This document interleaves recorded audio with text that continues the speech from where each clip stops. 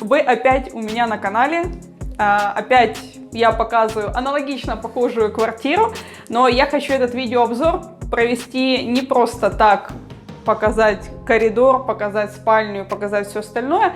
Я хочу в этом видеообзоре больше углубиться в технические вещи и в инвестиции. Итак, дорогие друзья, вы на канале, на моем канале Family Investment. Мы занимаемся инвестициями, нас не так много, мы уже работаем с 2014 года в городе Киеве.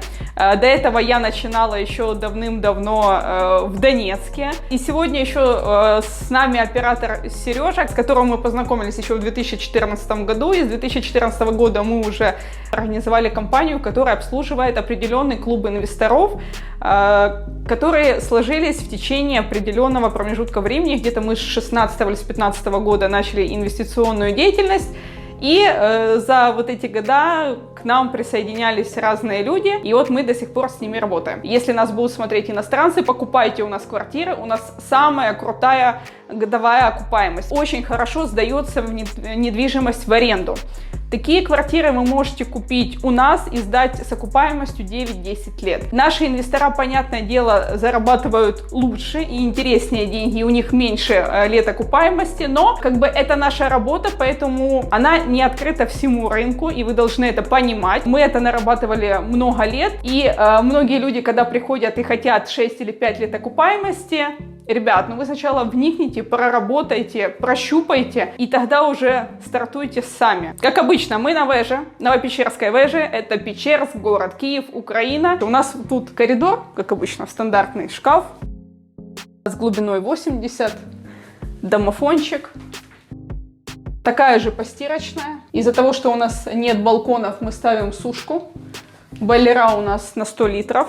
С левой стороны у нас санузел, везде, где плитка, теплый пол. Кстати, я добавлю описание к видео. Вот эта плитка, обратите внимание, она имитирует оникс, но при этом она матовая.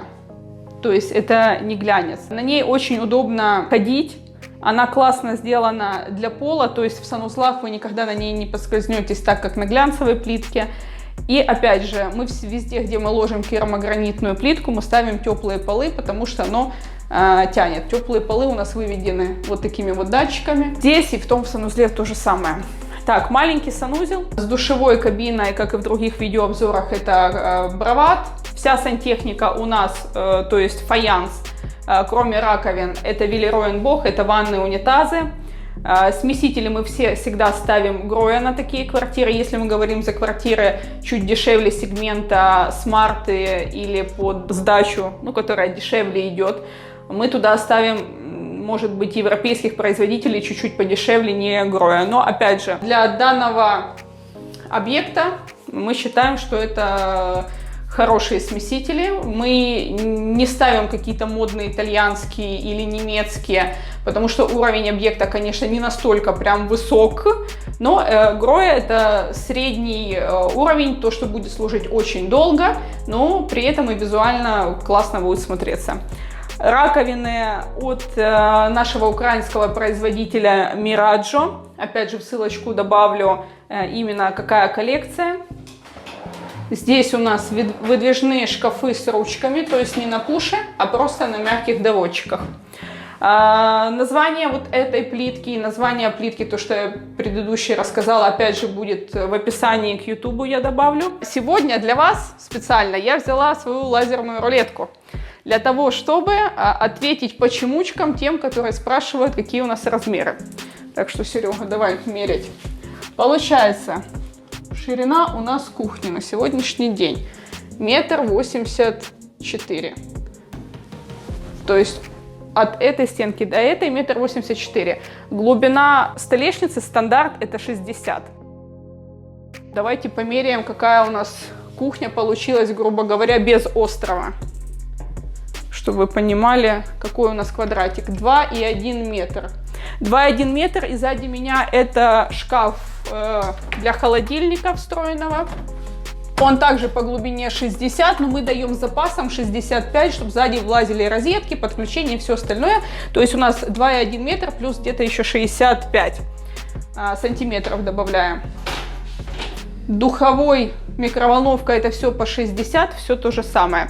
Все фасады, обратите внимание, с какой красивой классической фрезеровкой. Вообще эта квартира, чтобы вы понимали, один из моих самых любимых стилей.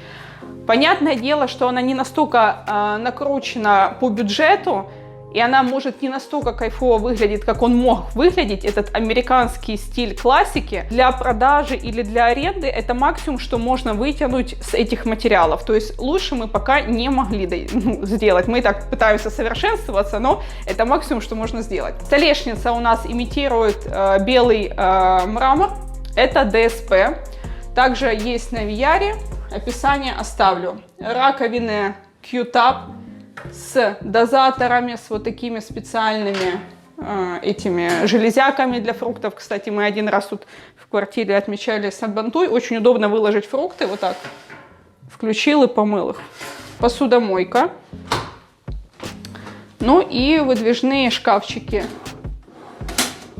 под эти вилки, ложки и все остальное. Так, тут стандартная вся схема. Это у нас Bosch.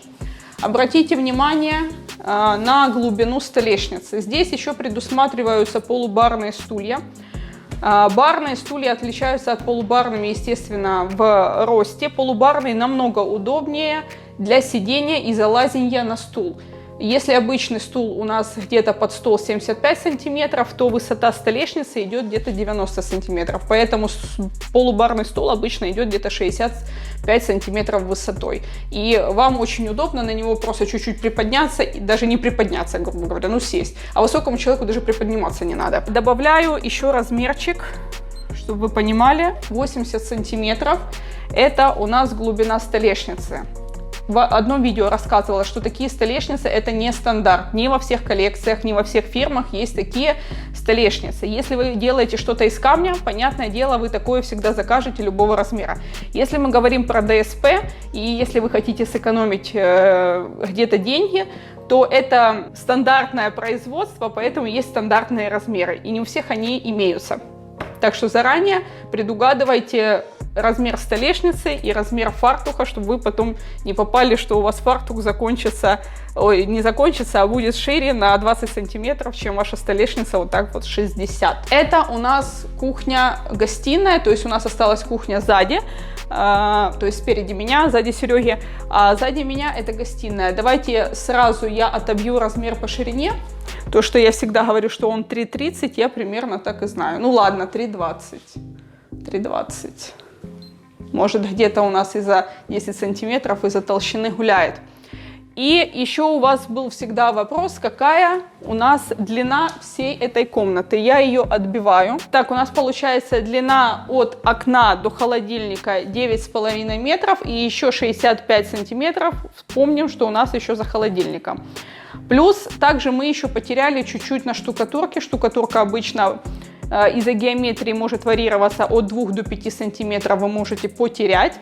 Поэтому сразу это тоже предусматривайте, особенно по выводам розеток и по размещению мебели. Потому что это очень важно, что-то когда-то может не влезть и получиться казус, как у многих получается. То есть вы сразу берите маленькие зазорчики на это все. Рассказываю про диван. Диваны вы можете заказать у наших поставщиков, которые делают диван, не помню, как называется, добавлю тоже в описание. Ткани это компании Divatex. Это имитирует рогожку, но по факту это шинил. Ткани это делает, кажется, Украина. Я была у них буквально недавно на складах, у них огромные цеха. И очень красивые бомбические ткани. Я у них набрала кучу образцов, и теперь мы будем с ними работать, будем заказывать из их тканей нашу мягкую мебель. И еще покажу вам стульчики, посмотрите внимательно. Вот эта ткань аппарель мотив, коллекция. Там есть разные узоры и разные цвета. А внутреннюю часть мы совместили с тканью, которая на диване, она называется... Боже, надо пить от склероза. Хотела быстро сказать и забыла. Вот этот вот шинил, это точно такой же цвет, как и на диване, поэтому мы его замиксовали с аппарелью. То есть два разных производителя ткани на одном стуле. Кто-то у меня спрашивал насчет, где мы заказываем стулья. Ребят, стулья у нас пока такая история рандомная. Я не нашла еще ни одного такого поставщика, который делал все формы стульев, которые я хочу заказывать. Поэтому на каждую квартиру я захожу в инсту, захожу в интернет, захожу на розетку, захожу еще на 115 сайтов и магазинов, вживую смотрю стулья и там покупаю то, что мне нравится, либо заказываю под заказ со своими тканями. Не могу вам никого посоветовать, не дать, потому что каждый стул на каждую квартиру это разные люди изготавливают. Цвет стен, обратите внимание, я тоже добавлю, он теплый. Это не чисто серый цвет, чуть-чуть добавлено сюда такого кремового. Тумбочки наши, как и в прошлой квартире. Фасады в стиле Lines, то есть это фрезеровка в МДФ, корпус ДСП, ножки металл. Найдете в ютубе в описании, из чего это все сделано. И побежали в спальню. Двери скрытого монтажа, кстати, вы тоже можете уже писать. Будем давать контакты. И очень уютная такая спальня. Тут немало света, может включить. Сережа, ты заблудился. Вот у нас выключатели. А что, они вверх стоят? Потому что они у нас проходные. Как раз к слову. У нас выключатели мы ставим в спальнях проходные. Что такое проходной выключатель? Это когда вы улеглись, и вам уже лень идти туда, включать или выключать. Вы здесь можете возле себя нажать и выключить. То есть это перекрестные, они друг друга выключают. Обратите внимание, прикольные, кстати, светильники. Я таких уже 3 купила. Купила еще черный на Сан-Франциско. Это новодворские, и цена его порядка 2-3 тысяч гривен. Ткань это тоже аппарель. Давайте я обойду, покажу. Здесь, кстати, вот эта вся история, это стандартная, как у нас на всех квартирах. Вы можете перейти на любое наше предыдущее видео. Я все рассказываю, показываю, что тут шкафы, тут тумбочки, тут... Не хочу тратить время ваше. Это ткань аппарель Беатрис. Номер я вам добавлю. Цвет, он такой жемчужно-розовый. Ну, даже не розовый, а пудровый. И идем в гостевой санузел. С левой стороны у нас также гардеробные шкафы. Боже, почему я его гостевым называю?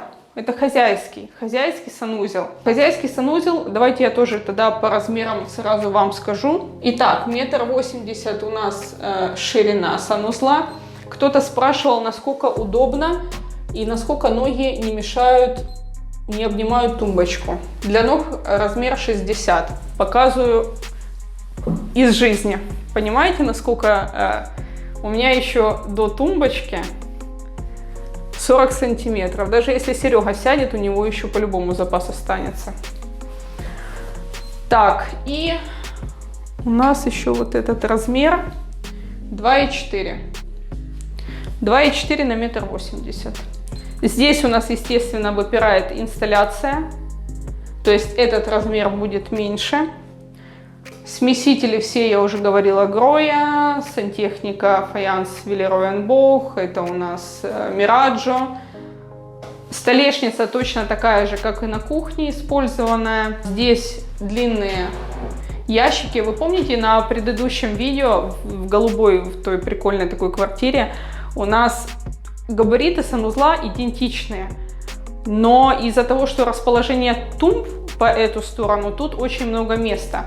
Но лично мне в прикол, чтобы была широкая тумба, потому что я люблю навалить всякого хлама, типа косметики и всего остального. Мне лично не хватает пространства вот такого полезного, поэтому я больше люблю большие огромные тумбы в своем личном санузле, не в гостевом, а лично вот в вашем. Так, вроде бы как бы все. Тут тоже у нас, обратите внимание, это венецианская штукатурка. Называется микроцемент. Мы ее подбирали под плитку, которая оникс, чтобы она чуть-чуть перекликалась, смотрелась. А с этой стороны у нас двери просто покрашены, наклеены молдинги. А с этой стороны микроцемент. Почему мы здесь не красим? Потому что от влаги со временем, ну вот вообще эта краска, она не для влажных помещений, которые мы красим. А это венецианская штукатурка, ей вообще в принципе... Что, свет включить? Меня плохо видно? Да. А свет это не тут, это для шкафов. Не, это сюда. Ты меня взял, перебил. Все.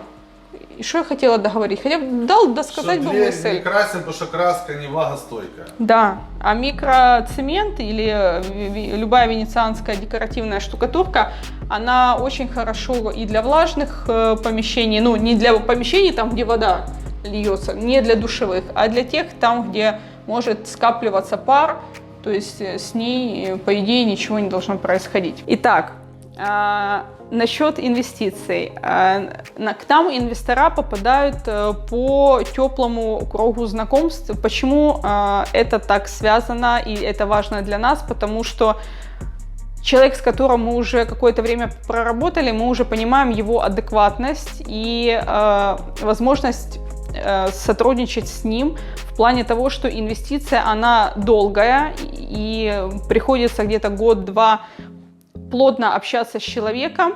Это вам не разовая продажа или разовая покупка, там, где человека вы видите там, 3 дня или месяц. Вы долго, постоянно общаетесь, и тем более вы обсуждаете финансовые какие-то дела. Мы всегда выбираем очень тщательно людей, смотрим на их адекватность и, главное, спокойствие. Если человек очень эмоционален, нестабилен, с ним невозможно работать, это самый худший инвестор. Он может всегда не вовремя купить и всегда не вовремя продавать и поддаваться панике. Таких людей мы сразу исключаем, потому что с ними невозможно зарабатывать деньги. Дальше. Почему мы берем по теплому кругу? Потому что человек ручается, грубо говоря, за приведенного собой человека. И обычно, как показывает практика, люди тоже адекватные, которых нам передают. Как показывает другая практика, люди, которые приходили ко мне с Инстаграма или не Фейсбука, хотя там из Фейсбука были, не всегда понимают вообще тему инвестиций, и как бы им надо сначала доказать что-то, чтобы им заработать деньги. Но, извините, у нас очень мало времени и нет возможности доказывать, что у нас получается зарабатывать, поэтому нам удобнее сотрудничать по теплому кругу людей, потому что за нас уже скажут ваши знакомые или наши знакомые наших инвесторов и приведут человека и говорят, реально ребята зарабатывают. Поэтому мои видеоролики не несут никакой рекламы. Они не нацелены на привлечение инвесторов с интернета, потому что у нас и так пока достаточно их. Я вам просто показываю ролики, что мы делаем, чисто это как мое хобби, для чего я это делаю и как мы на этом плюс-минус зарабатываем. Я не могу раскрывать все цифры, все детали, потому что это наш заработок. И это логично, когда человек знает там, где зарабатывать, потом рассказывать всему миру, где это можно зарабатывать. Но тогда теряет какой-то смысл, если все ринутся в эту точку и будут одинаково зарабатывать. Вы понимаете? Объектов на рынке не так уж и много, и поэтому их приходится выцеживать, выглядывать. И пока мы работаем только с узким кругом людей. Что еще хотела сказать по поводу ремонтов. Ремонты я вам показываю только в целях информативности, где что можно купить и на чем можно сэкономить. Также я делюсь с поставщиками, которые мне делают, чтобы вы также могли сэкономить и сделать себе ремонт в вашей квартире. По инвестициям, которые насчет Новопечерской вежи, могу сказать в 3 словах. Эта квартира, и которую мы снимали предыдущую в темных тонах, инвестор пожелал оставить ее себе в аренду, и эти квартиры у нас сдались от 1600 до 1700 долларов за квартиру. Цена это максимальная на рынке. Почему? Потому что это первая сдача и всегда максимальная на рынке для этого дома. Поэтому и такой ценник. До этого мы сдавали, когда был меньше спрос на этот дом, по 1500 аналогичной квартиры, сейчас спрос еще подрос. Для нас математика просчитывается в районе 7,5, где-то до 8 лет. Если мы перепродаем такие квартиры, то они уже идут из расчета порядка 10 лет для следующего собственника. Мы также можем эту квартиру сдать в аренду и продать вам уже как проект. То есть вы экономите время на ремонте, а это уже затрат у вас практически там 6-9 месяцев. Вы экономите время на поиск клиента, вы экономите свои нервы, это главное, потому что ремонт это стрессовая ситуация. И при этом вы не можете отвлекаться так часто на ремонт, как мы, потому что мы этим занимаемся, так как вы зарабатываете где-то деньги в другой сфере. Поэтому для вас, для людей, которые зарабатывают деньги в других сферах, а инвестируют в недвижимость для сохранения и приумножения стабильно денег, то 10 лет окупаемости – это хорошая окупаемость. Когда рассказывают, что покупайте и перепродавайте, наращивайте капитал, но это разные стратегии инвестирования. Если вы готовы пожертвовать своими нервами, работой и всем остальным, вы также можете вникнуть в рынок любой недвижимости, любой страны вашего города и начать ковыряться и заниматься этим. Но потратите очень много времени сразу. Но выхлоп того стоит, но сколько лет на это уйдет, непонятно. Все, видеообзор закончен. Если вам понравилось, ставим лайки, пишем комментарии. Все материалы к этой квартире я добавлю в описании. Если вам интересно более детальный видеообзор вот таких квартир, вы можете перейти на другие видеоролики, а там планировки аналогичные, просто разная начинка. А начинку этой квартиры я сейчас добавлю, опять же, повторюсь, в описании, и вы можете такую же квартиру собрать себе сами. Все. Всем пока-пока, спасибо, что подписываетесь, спасибо, что смотрите, делитесь с друзьями и до скорой встречи на следующей квартире. Пока!